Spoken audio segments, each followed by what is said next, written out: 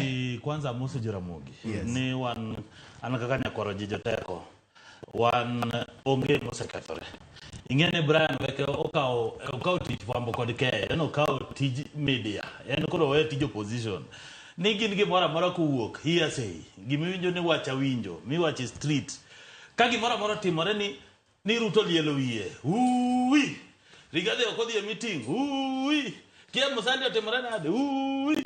Gimora mora matimore gin tijgi gin lamentation. Uwi 24/7. Then uwi ma onge belene, onge chienne. Gima timore ne. Rigathi Gachagua, office mar deputy president, magiwacho ni office capacity mar timo tijege kaka dwarore. To deputy president bedo assign ge president.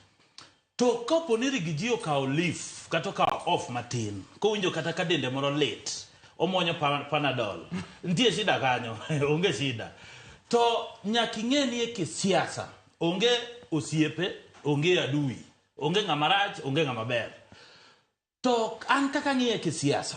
Kopo ni wech kaluwore gi gik ma governor Manyeri wacho. Yes. Gin gik moko ariyo. Namba achiel, competing interest, political interest ma Mount Kenya. Namba ariyo, osiep makoro Ruto dwa mako gi Jakom.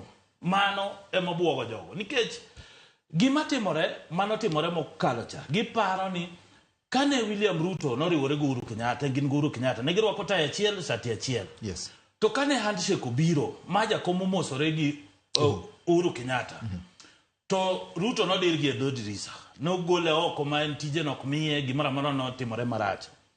To nche winjo kaka tudruok ncho wuok mag wach AU ni Jakom no se wuoyo gi president. Magi winjore ni giriwore kamoro achiel mondo Kenya riw together mondo en koro dhi e kom mamalo cha. To nyi neno ka wach moro no biro State House, no romo gi wach mag peace mag Sudan. To chako duogo ni en makoro ko Museveni.